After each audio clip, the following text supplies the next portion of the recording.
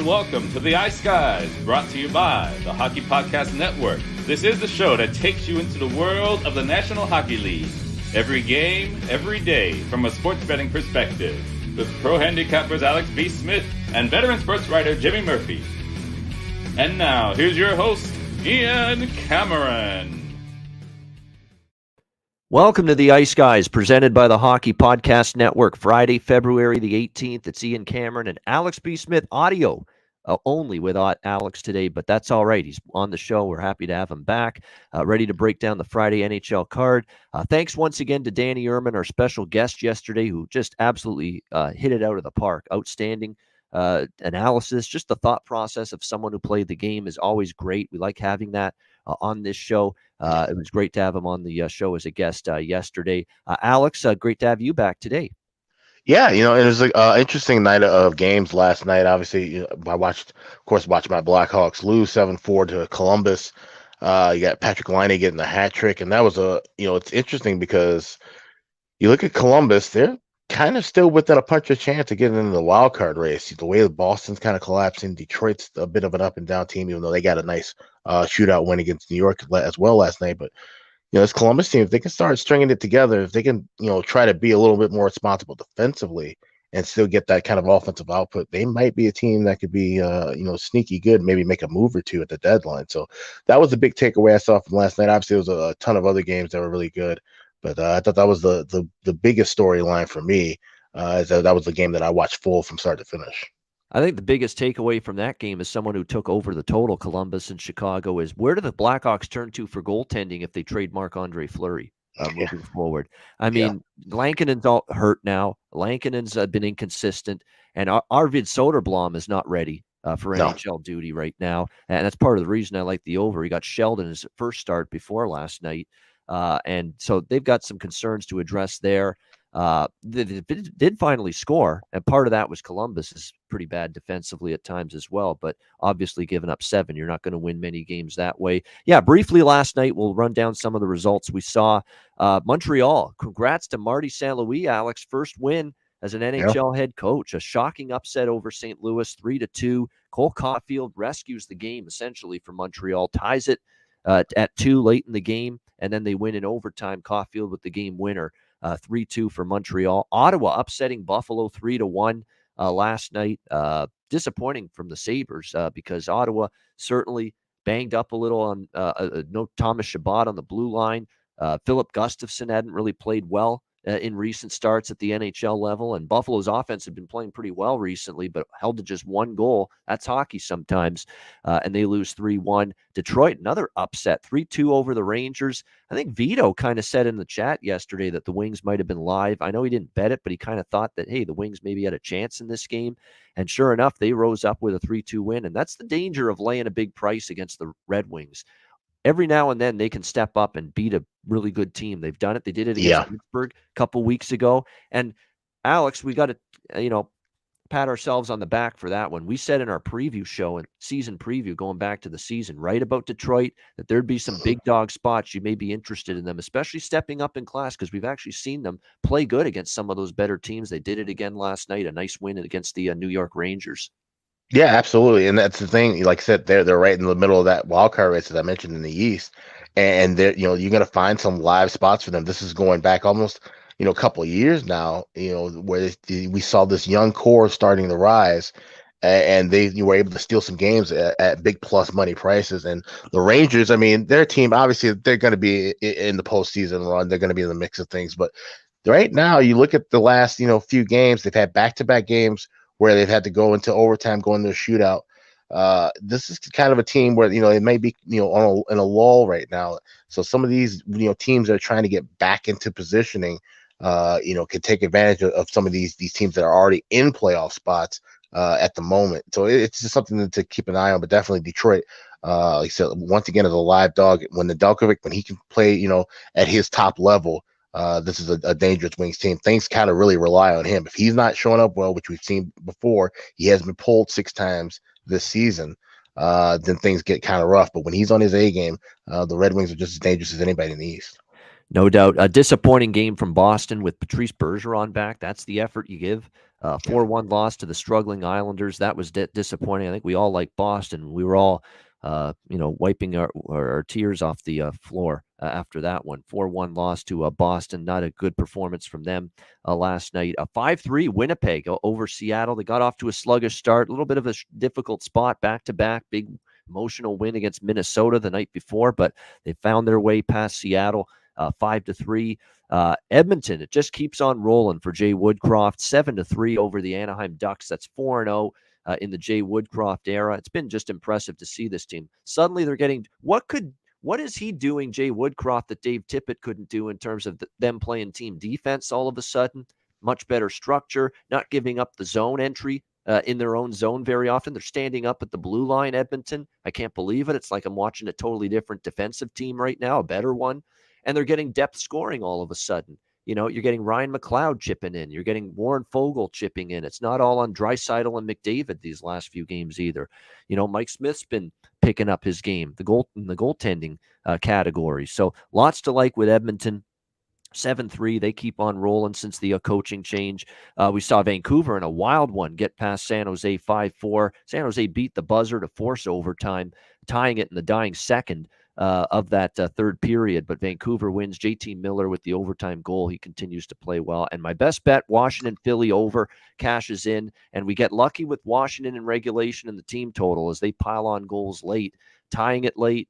And then getting the go-ahead goal. Garnett Hathaway, the goal-scoring star last night, of all people, for Washington with 2 goals. And then the empty netter, which got reviewed, that goes in, and they win 5-3, Alex. So what do you think of some of those other results? Yeah, I was happy with that result too. I had that over as well. Martin Jones, like I said, he's pretty much kind of an autoplay to the over whenever he's getting the starts for Philly these days. But back with the Edmonton and mentioned with Woodcroft, when you see everything kind of just perk up with a team like that after a coaching change, it makes you wonder just, had Tippett just lost the room and, his words had kind of gotten stale and they just needed just a fresh voice in there. And maybe that's what Woodcroft's offering. Maybe not be so much the intangibles or actually, strategy. Obviously, Tippett's a veteran coach who definitely, his strategies are solid. So I think that's more of the reason why we're seeing Edmonton kind of carry on the way they are with this 4-game win streak. No doubt. Sometimes just a new voice, a new message.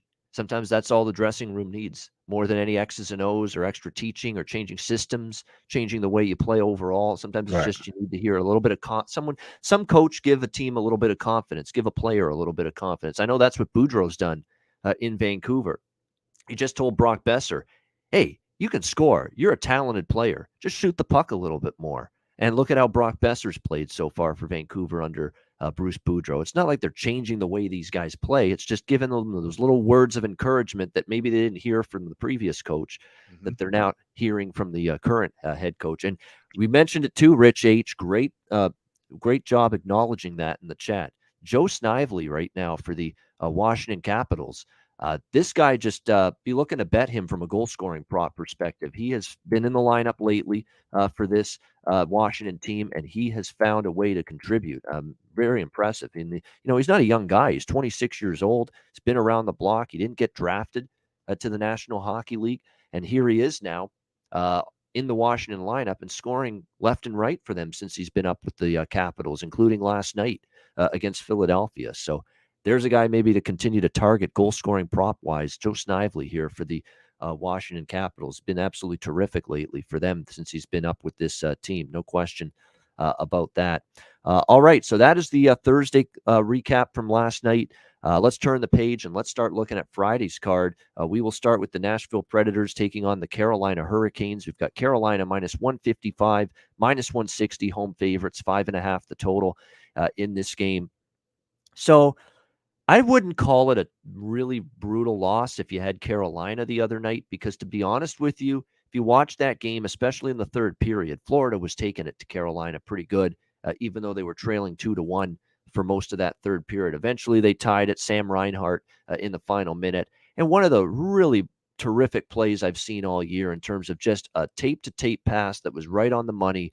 Jonathan Huberdeau in overtime, springing Aaron Ekblad for the game-winning goal in overtime. It was just an outstanding pass, right on the tape, right in stride with Ekblad, and he beats Frederik Andersen for the game winner 3-2. That was a great hockey game. I know it stayed under, and I had a piece of the over in that game, so that was disappointing, but the game itself was high quality. There was some intensity. There was a little bit of a nasty hit by Svechnikov at one point in that game. Got a little rough. There was a little bit of bad blood. It had some good goaltending. It had some nice playmaking and goals offensively. It had a little bit of everything. Definitely a playoff feel to that Florida-Carolina game on TNT the other night. So you got Carolina now looking to bounce back. I think they've got a good chance too. I like Carolina in regulation here. You get it close to even money. Nashville is slumping out of the All-Star break, and I don't want to say I told you so, or Andrew would probably be on board with this because he kind of said, I think Nashville is going to regress a little bit. But they've lost 3 straight since the All-Star break against Dallas, Winnipeg, and Washington. Their defense has basically not played as well. They've given up a grand total of 13 goals in the 3 games since the break. UC Saros hasn't been necessarily as sharp. Their penalty kill is disastrous right now. They've given up 6 power play goals, Nashville, in the last 3 games. Carolina's power play is starting to heat up as well. They've scored power play goals 2 of the last 3 games. That could be trouble. I mean, Carolina definitely, when you look at the numbers, they own a special teams advantage on paper going into this game. They have the better power play. They have the much better penalty kill. You're talking about Nashville's struggling penalty kill. Carolina's got the number 1 penalty kill in the National Hockey League this season. So that could definitely be an advantage here for them. I like Carolina in regulation, even money. I like this over at 5.5 to 6-1 to the over for Nashville in their last 7 road games. 3 of the last 4 Nashville games have gone over as well. And again, you're dealing with a 5.5 number here, which seems to be a little bit short in my opinion, considering the defensive struggles lately of the Nashville Predators. No confirmed goalies, but you would expect Saros and Andersen for their respective teams here. But I like Carolina in regulation and also over 5.5. Alex, Nashville, Carolina. Yeah, I like this over 5.5 as well. And honestly, in my opinion, I think, if you had Carolina the other night in Florida, that was a wonderful game. But I think that was kind of a bad beat with the Hurricanes because they should have scored 4 or 5 goals just in the first 40 minutes of play. Bobrovsky was amazing. Of course, we saw that that sequence where he makes a big save and the defenseman comes in behind, makes a save with his skate, and the puck's up in the air, and then there's a couple of sticks there swacking away. Just an insane sequence. And so you look at those spots and you think Carolina could have easily have taken a lead early in that game and could have had command, could have won that game, like I said, 4-2, 5-2. But Florida, I mean, being one of the best teams in the league, they were able to gut that out, get that game to overtime, and then get the win, like you said, on that great play, 16 seconds into the extra period. But this game tonight, like I said, Nashville starting to struggle a little bit. They've been an over machine. You've seen 13-6 of the last 19 games, 6 of the last 7 on the road going over. And like I said, I think Carolina, I think they want to make sure that, hey, let's play a full 60-minute effort tonight. To try to get the bad taste out of their mouths of losing that game against Florida. So I really like this over 5.5. And I think Carolina's lost 2 straight home games maybe once this year. It hasn't happened very often. And obviously you look at the home record, and that's the reason they haven't. They've had a terrific home record this year. What are they, 16-6 on home ice this year, the Carolina Hurricanes? Yep. That's 6 losses all year at home. That's a terrific home record. So I like them to bounce back spot here. And quite frankly, they're the better team right now. Nashville is definitely struggling. They have not gotten back to their game since the All-Star break concluded. And they might be up against it tonight against this Hurricanes team after a tough loss to Florida the other night. All right, next up, we've got a good one. Another good game here. Florida Panthers, Minnesota Wild. Florida minus 130 now as road favorites. So a lot of money's come in on the Panthers. This was even money, and now you're seeing Florida minus 130 road chalk, 6.5 the total, shaded to the over. In this game, Florida, of course, beating Carolina, as we just talked about, 3-2 in overtime the other night. 31-18 shots advantage, but those 18 shots Carolina had, as we both said a minute ago, a lot of flurries and chances and big-time, pressure around Bobrovsky the other night, including that goal line save by the defenseman for Florida in that game in the first period. But Carolina had a lot of quality in those 18 chances or 18 shots the other night against Florida. For Minnesota, Alex, this looks eerily similar to me to the same spot they were in exactly 1 week ago.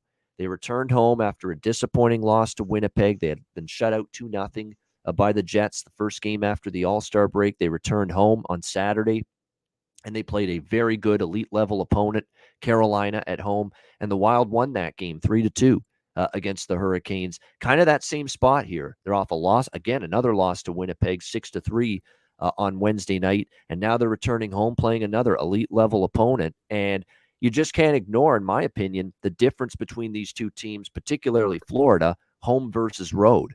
Florida 23-3 at home, 10-12 on the road. Even after the win against Carolina the other night, they still have a below 500 road record. And you look at Minnesota, and Minnesota's actually been all right on the road, but at home at XL Energy Center, no one knows that better than Terry Edelman in our chat, or Alex, who lives in Minnesota. 16-4 at home this year, this Minnesota Wild team. They've been terrific. I actually think there's value in this price with Minnesota as a home underdog. I like them at plus 110. I think there's a good situation. Dean Evison said that, hey, we were a little bit loose defensively. We thought we passed up too many opportunities offensively. And I found that, especially early in the game. They had scored the first goal, and they were sitting on that 1-0 lead. Too much passing. I think they were looking to do too much with the puck against Winnipeg and Hellebuck in that game. Not shooting the puck enough, and I think they're going to try to do a better job of that. You can't argue with them at home. They're at home off a loss has been a very good trend for Minnesota. The home team has dominated this series. Minnesota's trying to avenge a loss earlier this year as well to Florida, 5-4 back in November down in Florida. And you look at it, the home team has dominated, and Florida's only 1-7 in the last 8 in Minnesota. So Minnesota's consistently beaten the Panthers here on home ice. So I like Minnesota here. I really think that these are two good teams. Look, it's not easy to bet against either of these teams. They're terrific hockey teams, both of them. But I think there's some definite line value now with where this line has gotten to with Minnesota here, plus 110 as home underdogs. This is not an injury-related situation. There's nobody that's been added to the Minnesota injury report since Wednesday night against Winnipeg. This is all opinion, moving this number to Florida minus 130. I think there's now value with the Wild. As far as the total is concerned, I do have a smaller bet on the over. It is 6.5. It is minus 130. So they're making a little bit of a price adjustment, at least on these 6.5 totals with Minnesota at home. But you know what I've said all year. Wash, rinse, repeat with Minnesota overs at home. 16-4, excluding pushes. 16-4 to the over for Minnesota on home ice this year. So a smaller bet for me, over 6.5, but I like Minnesota here as a home dog. I think they can bounce back against Winnipeg and get this victory tonight. Alex, what do you think? Florida, Minnesota? Yeah, when this line opened at $1.10, I saw $1.15. I liked Florida in that spot. I think they have some good momentum to build off of, like I said, with that way that they won against Carolina the other night, getting that goal late in overtime, or late to force overtime, and then winning it. I think that's a good momentum they can build upon. Like you said, they know they're under 500 on the road. That's something they have to kind of work on in the second half as well too. If you're going to be a team to compete for a Stanley Cup, you have to find ways to win on the road and win in tough buildings. And like you said, there's hardly any tougher building than the XL Energy Center right now, with the way the Wild have played at home. And like I said, with them coming off of a bad loss as well, they should definitely be motivated. This is going to be a great game. I wish this game, I know it's going to be on the ESPN Plus exclusive. I wish this was actually on the ESPN or ESPN2 tonight. And so this would be a big national audience, because this would be a really good game, especially off of how Florida played in their last battle. But, at this spot, I'd probably be looking toward the regulation draw now, if anything. And I still, like I said, even if I liked Florida at minus $1.10, I still feel like this game could be a 4-3 final for on Florida or Minnesota at this point. So I'm going to take the regulation draw, and I'm also going to play the over, but I'm going to wait in game and try to get a 6 at a better adjusted number than go with 6.5. Yeah, this would be perfect bet cast fodder if we happen to have one tonight.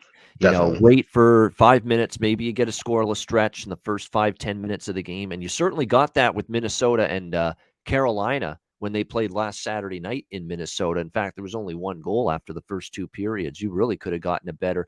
Could you imagine betting the live over, Alex, in that game after the second period when it was 1-0 in that Minnesota-Carolina game last Saturday night? And then there was an explosion in the third period. So those are the kind of things you can look for with live betting, for sure.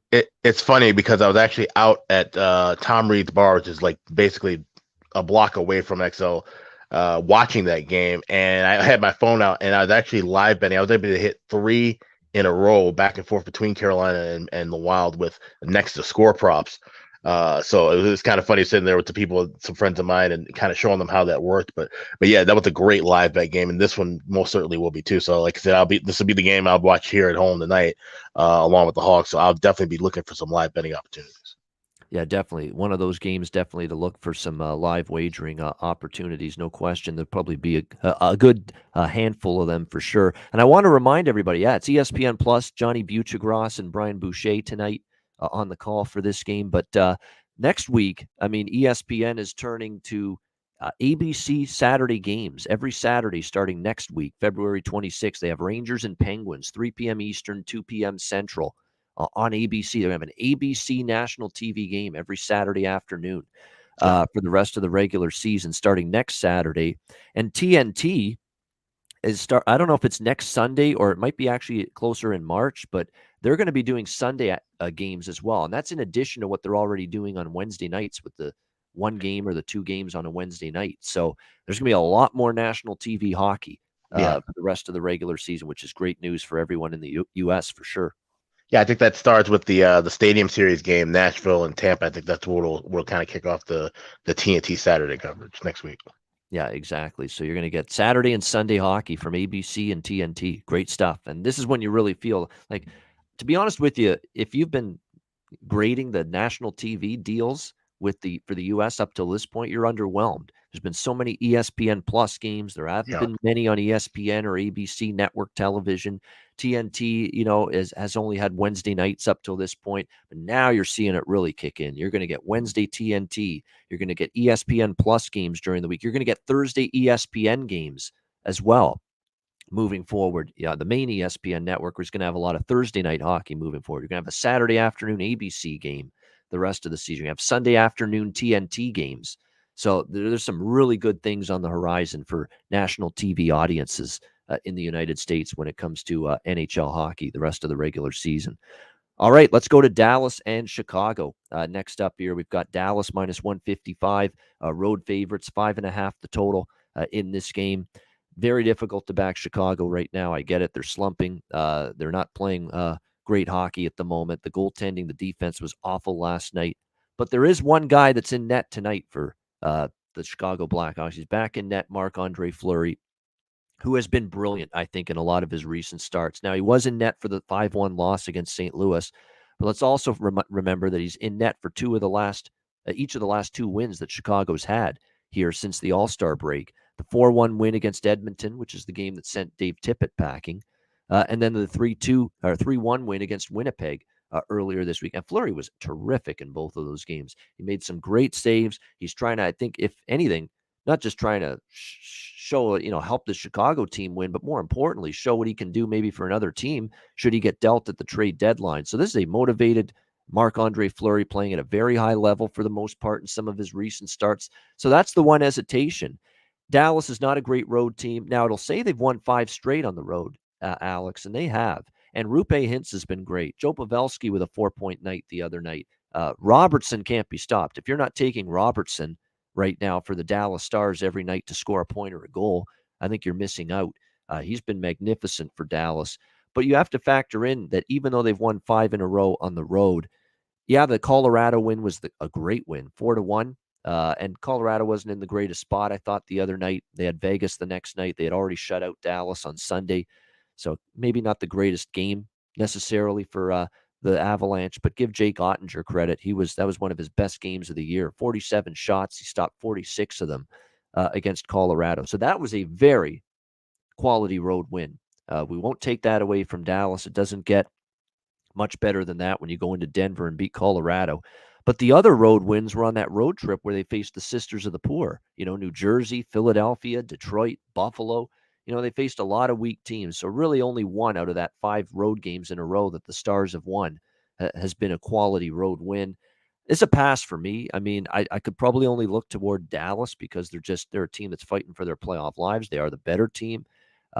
Certainly the rest advantage in their favor. Chicago on a back-to-back.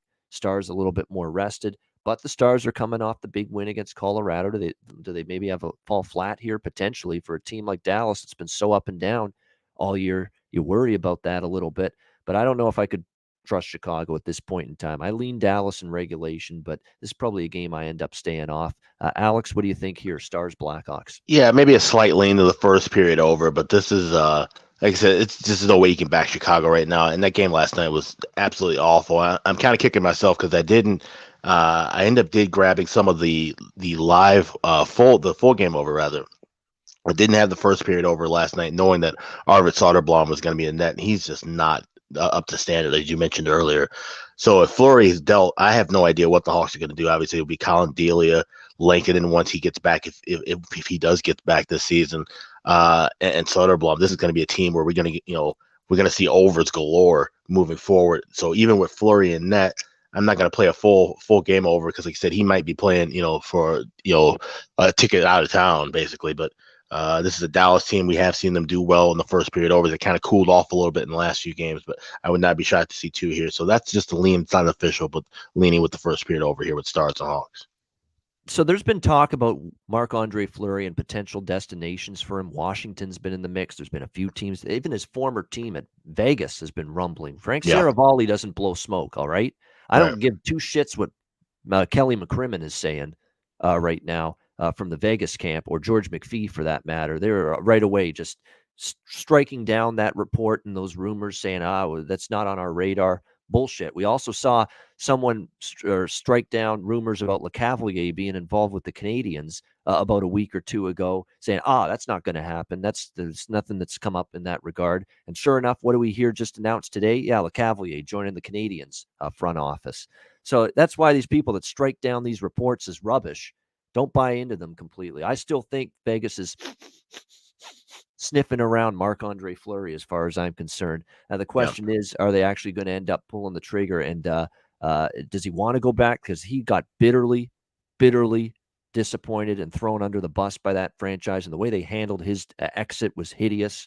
Not only not informing him that, hey, we wanted to deal you or we're going to deal you, but then not even picking up the damn phone and letting him know that he's been traded was just disgraceful. Yeah. He put that behind him. He did love the city. He did love the fan base. They were very comfortable there in Las Vegas, but all of that very interesting. I don't buy McCrimmon's denials that Vegas is not interested or they're not going down the Marc-Andre Fleury path. I think they are still in the mix. Yeah, I think they are too, but I think at the same time, with the way things ended, and if you bring Fleury into Vegas, we'll talk about them in a minute, but if you bring him back into the mix, what does it do for Robin Lehner and his confidence? What does it do for Laurent Brossoit, who played his ass off in his last game and has been really good when he can't score for Vegas the other night. Yeah. So you actually kind of add a lot more uncertainty and possibly some problems if you do bring Fleury back into the mix. Obviously, he's a great goalie. He's a future Hall of Famer, and he loved the town. I'm sure he's got some great friends that are still teammates. Former teammates that are good friends. But I just don't know what kind of situation you're creating right now with Vegas if you do bring Fleury back with how everything ended. Yeah, it's interesting because, Vegas is definitely kicking the tires on a bunch of options in goal. And I think they want to see what Brossoit does first. And look, how can you blame him the other night? He played well. He can't score for Vegas. I mean, he only gives up 2 goals. You're supposed to have a chance to win that game the other night. But of course they could. And again, I said with Jack Eichel coming back, it just may be out of sync a little bit, at least for a game until he finds his footing. And he was in the box a couple of times, Jack Eichel as well in that game. So it tells you when you've been off for almost a year without playing like Eichel, it's just not always that you snap your fingers and he plays well and the team wins all of a sudden right away. So definitely something to monitor, though. Brossoit, definitely. They're going to see what he can do. I think they're going to give him an opportunity, see what he can do with multiple starts in a row with Lehner on the sidelines. And then if Brossoit struggles, maybe they'll pick up the phones a little more eagerly when it comes to maybe looking for some goaltending help down the stretch of the regular season and into the playoffs. All right, speaking of Vegas, great segue because they're the final game of this Friday slate. Los Angeles Kings, Vegas Golden Knights. We've got the Vegas Golden Knights minus 160 home favorites here. This total opened 5.5. It's pretty much moved up to 6. I really want to take the over. I have a strong lean to the over. I haven't bet it yet, but I really want. I mean, it's been nothing but an over series history. I mean, 5 straight overs head to head: 4-2, 4-2, 6-2, 6-2, 6-3. in those 5 meetings between the Kings and the Golden Knights. You've got Kings trending over, 4 straight overs for LA going into this game. They lost 5-2 the other, although that was a bad beat if you had the under in that game. Brutal in that Edmonton game. 2 empty net goals turned it from 3-2 to 5-2 for the Oilers. That's life in the NHL, betting unders. Nothing is for sure until it's over at the end of the night. So you saw that in that game. Vegas, you got to think offensively they're going to be a little bit more crisper and sharper tonight. And let's be honest, they're going up against a Colorado team that we have to give Darcy Kemper credit. Going into that game at Wednesday night for the Avs, he was playing very well. He just shut out Dallas over the weekend. He's played great in net lately. Remember, when they lost to Dallas 4-1, that was Francouz that night. That was not Darcy Kemper. Kemper's been phenomenal lately, and he certainly showed that in the win against Vegas on Wednesday night. So, yeah, some of it was Vegas out of sync, but I think they just ran into a Colorado team that defensively has been really good during this stretch, and Kemper's been off the charts good as of late. I think it'll be a chance for them maybe to get some offense going here. I like this Kings lineup right now. And how about how big, Alex, this game is in the standings in the Pacific Division? This Pacific Division is going to be such a fun, to quote Brian Blessing, it's going to be dog's breakfast, our good friend. That was always one of his sayings. It's going to be absolutely amazing to see just how close this and compacted and tight this race is going to be moving forward. It's going to be absolutely a great race to the finish, because you've got Anaheim that's not out of things at 55 points, LA at 55 points, Edmonton, who's red hot and hasn't lost since the coaching change, at 57 points, Vegas at 59 points, and all of a sudden the unstoppable Calgary Flames have surged to first in the division at 62 points. So this is a very, very competitive division, lots of good teams, and this is a big divisional game. Vegas off a shutout loss and at home for a second straight game. Now, back-to-back shutout losses, shutout in back-to-back games against Calgary and Colorado. That's the one thing that's making me hesitate on the over. But part of me also says maybe we're talking about the floodgates finally opening here for Vegas tonight against a Kings team that, let's be honest, they've given up 4 goals, 3 goals, 3 goals, and 5 goals in the last 4 games. So the Kings' defense hasn't necessarily been airtight.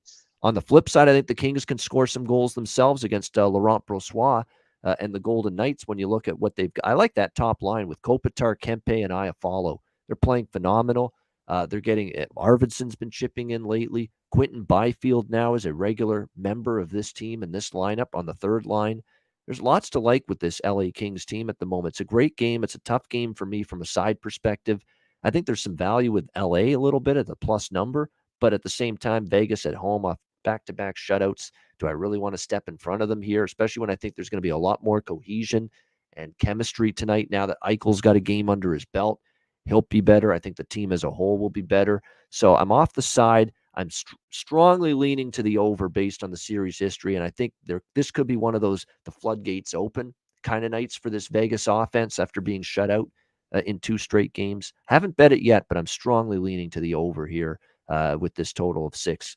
Alex, what are your thoughts here? Kings, Golden Knights. Yeah, I want nothing to do with the side, but I definitely like this over, and I like this one any game, because if you look at, like you said, you mentioned the Kings, the amount of goals they've given up in the last few games, but they've been a team that's trending to the first period under often as of late, so you can get some really good value with them. If this is a 1-0 Knights lead, I should say, after 20 minutes, I think this would be a great spot to get a better adjusted price on the over 5.5, maybe even a 5. And possibly at a plus price. So that's what the angle I'm going to take here. And I would maybe look at Jack Eichel possibly to get a goal tonight too. Obviously, the nerves were kind of there a little bit, and he took a couple of dumb penalties. And like I said, I think the cohesion will be there a little bit more. Obviously, this T-Mobile Arena is going to go nuts the first time he does score at home. I wouldn't be shocked if that is tonight. So I'm looking for the over in game, and I'll take Jack Eichel to score as well. And I got to give Peter DeBoer credit. The one thing I didn't want to see when I looked at my RotoWire line combinations for tonight's games, Alex, was Peter DeBoer putting the lines in a blender after just one game. I'm like, right. I know he got shut out in that game against Colorado, and it makes you want to change the lines around. He has not done that. He is going to keep Jack Eichel number 1 center spot between Dadonov and Pacioretty. The exact same line it was Wednesday night against Colorado. Good job. You can't gain chemistry if, one game things don't go well, you don't score, we're going to shake things up again. You can't develop chemistry and cohesion that way. You got to stick it out, and you've got to stick with your line combos for at least one more game, if not two more games. And then if things still aren't clicking offensively, then you can make some changes. Then you can maybe shake the lines up a bit. So do you agree with that, Alex, that he's keeping it together like that? No, I agree. I've been critical of coaches who have just, tried to, like I said, throw the lines in the blender after one or two bad games. You got to give, teams time and give them, like I said, time to work as a unit and develop some chemistry together, especially, looking at the second half of the season.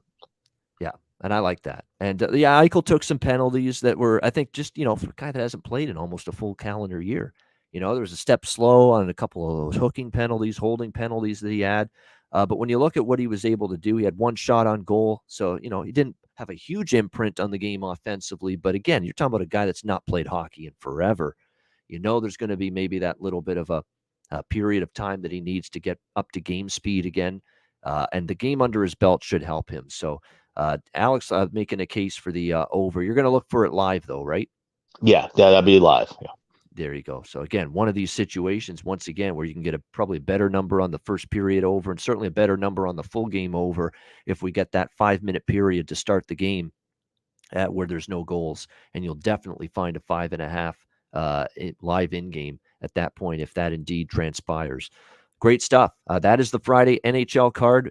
Great 4 games again, kind of like Wednesday night where, there was only 4 games on the card. But 4 very intriguing hockey games, all 4 of them. I mean, Dallas-Chicago is the weakest game of the bunch, and even that game's not a terrible game by any stretch of the imagination. So looking forward to them all. Nashville, Carolina, Florida, Minnesota should be a dandy, and definitely a lot at stake in that Pacific Division battle in the late night hours as well with Vegas and LA. So good night of hockey on tap.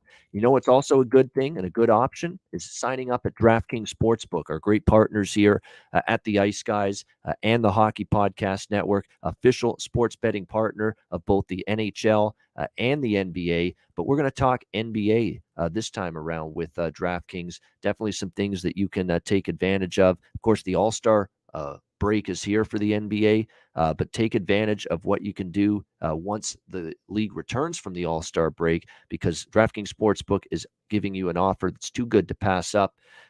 New customers can bet just $1 on any team and get $150 in free bets if they win.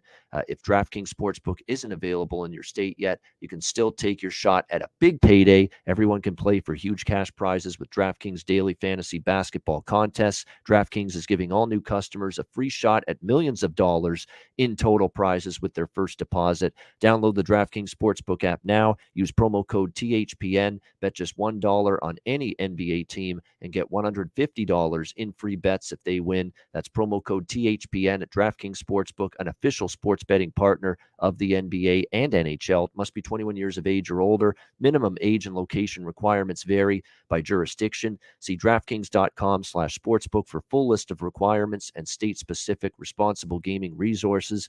Void where prohibited. Minimum $5 deposit. Gambling problem? Call 1-800-GAMBLER. Download the DraftKings app. Sign up for an account and use the promo code THPN. All right, it is Best Bets time to wrap up this Friday show. Alex, we'll start with you. What do you like for Best Bet? Yeah, let's go with the Hurricanes and Predators over 5.5. I even like that at over 6, but like I said, I'm going to probably wait and try to get the best price possible in game. So, for over 5.5, try to wait for it to drop down to $1.10, but you can play it right now. This is going to be, I think, a higher scoring game. The Carolina come out guns blazing, realizing that, hey, we should have had more goals and cashing in on more chances against Florida. It was a tough way for them to lose. They can bounce back against a national team that has just been kind of disastrous defensively. Like I said, the special teams that are just huge in Carolina. So let's go with Canes, Preds, over 5.5 is my best bet. All right, there you go. Nashville, Carolina, down in Kakalaki, over 5.5. Best bet for Alex B. Smith.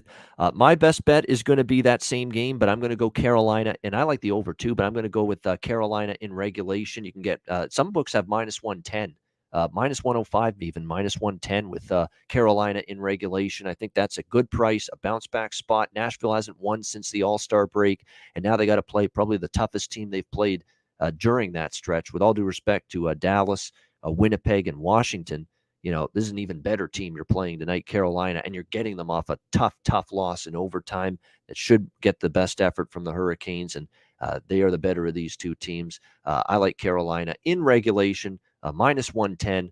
That is going to be my best bet for this Friday NHL card. And that'll wrap up this edition of the Ice Guys. A reminder, tomorrow we'll be on at noon Eastern time. It'll be me. It'll be DJ Mitchell, our special, one of our guests tomorrow, Sabres fan. Does a lot of good work with daily podcasts for fantasy sports, NHL betting as well for NHL. DJ Mitchell will join us as a special guest tomorrow. And, of course, we'll have our weekend guy, our weekend warrior, Vito, Renus Vitalin's joining us on Saturday and Sunday as well on the Ice Guys. So looking forward to that. Make sure you join us tomorrow, noon Eastern, for the Saturday edition of the Ice Guys. Great stuff. For Alex B. Smith, I'm Ian Cameron. Have a great Friday night. Enjoy the games and good luck. A reminder, the Ice Guys is live 7 days a week, Monday to Friday, 2 p.m. Eastern, Saturday, Sunday, noon Eastern. If you can't watch it live, download the Ice Guys podcast in audio form on all major podcast platforms, Google Podcasts, Apple Podcasts, Spotify, Stitcher, and iHeartRadio. Download the Ice Guys podcast when you can't watch the show live. Have a great Friday night. Enjoy the games and good luck. And we'll talk to you again tomorrow on Saturday for another edition of the Ice Guys presented by the Hockey Podcast Network.